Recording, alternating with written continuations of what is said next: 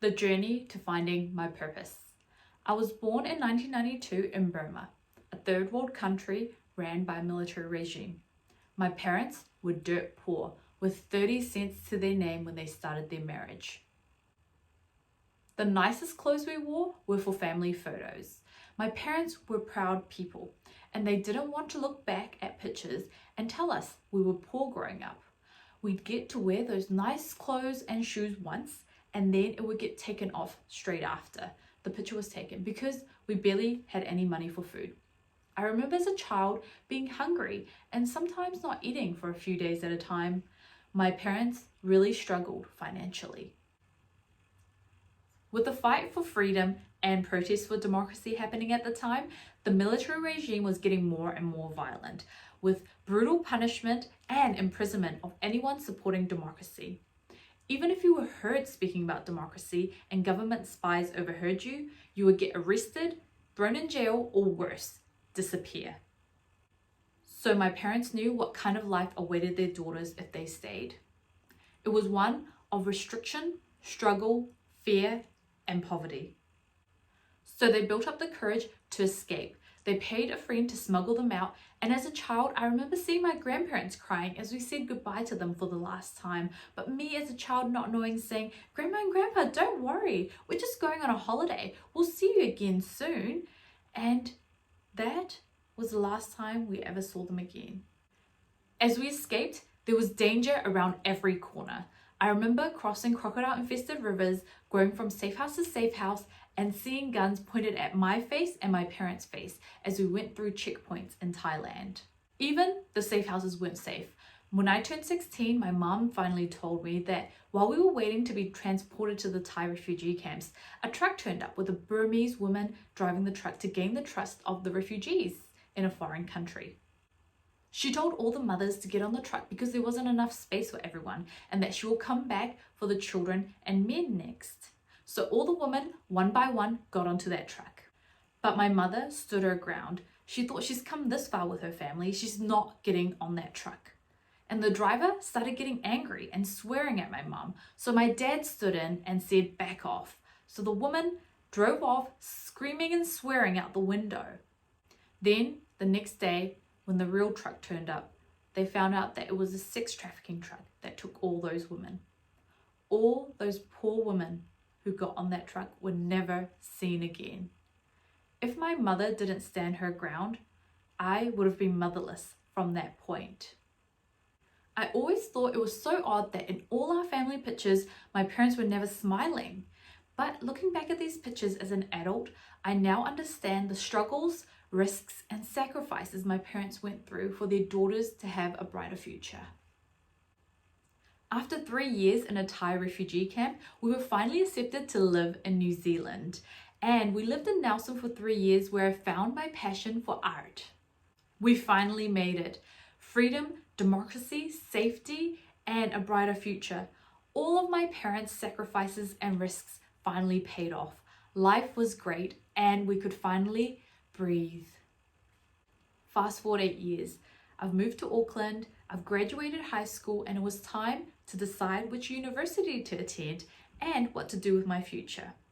I didn't know what to do with my future because until I turned 17, I always thought that my future involved art and creativity.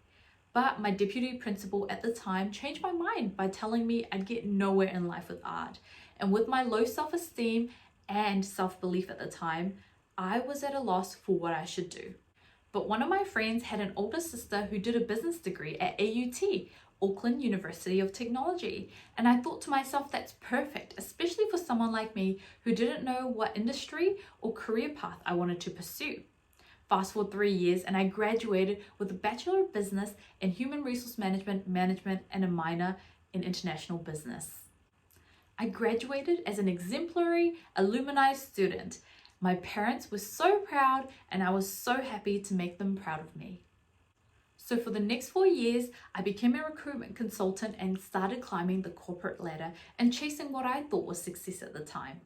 I worked hard and I was great at what I did, but agency environments are fast-paced and the work felt like it was never ending.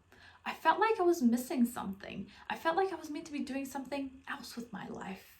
I asked myself, is this all there is in life? Hit the monthly sales targets, rinse and repeat? I love the people aspect of it, but I felt like I was meant to be doing something more. I didn't feel truly fulfilled or happy. And looking back, frankly, I was lost and had no purpose or direction in life. But I pushed those feelings aside for years. In August 2016, my beautiful, vibrant, and active mother was diagnosed with pancreatic cancer. She was given 3 months left to live. My whole life was turned upside down. I was devastated. It was the hardest thing I've ever been through. It broke me to see my mum suffer. And I thought, it's so unfair. She was so loving, giving, and full of life. She didn't deserve to go through this. But my mother was a fighter. She started defying all the odds. She lived for 9 months after being diagnosed, and instead of feeling sorry for herself, she started living in her purpose. She started sharing her testimony at churches, on stages, in person, to anyone who would listen. She had a message of hope and encouragement to share, and she touched so many people's lives. Even through her pain and illness, she still had a smile for all of us. Her strength and courage really inspired me. After my mum passed, grief took over, and I was in a dark place. And although I was smiling on the outside and seemed courageous to those around me, I was crumbling on the inside. Mixed with grief, my own mortality was staring at my face. I've been running away from asking myself for years. But finally, I started asking myself, what is my purpose?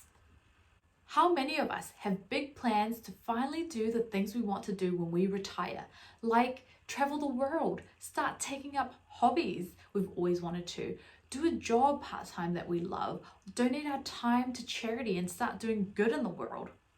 Well, I certainly had a full itinerary planned for when I turned 65 to finally start living. So I had a midlife crisis at 25 in 2018. The moment I knew was when I started asking everyone what their life purpose was. No one was safe. I even asked a senior department manager at my new job at the time, and that's when I knew I was going through something. But luckily for me, he humored me and answered. His purpose in life was to serve. He said every role that he's ever been in was with the purpose of helping others in some way, shape, or form. That was an interesting concept to me. Is that my purpose? Is that the purpose we all exist? Giving and helping others has always been my nature, thanks to my parents who have been doing this even when they had nothing themselves. So I started looking for my own answers. But it resonated with me that to serve the world by sharing my skills and talents with the world, become the best version of myself I can be, chase my dreams, and leave nothing left on the table. I always remind myself on a weekly and daily basis, if today was my last day on this planet, would I have any regrets?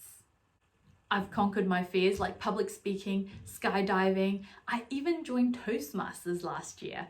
I knew the only way to grow was by facing my fears dead in the face and overcoming them. And when I started growing, opportunities kept coming my way to achieve my dreams.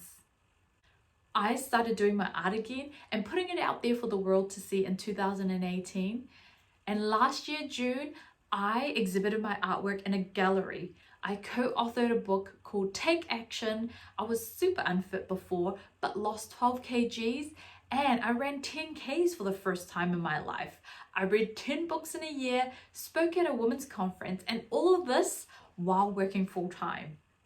The more I started doing things I feared most because of fear of failure, rejection, and a million other excuses, I started to truly live. And I know all of this is just the beginning. What is my purpose in life?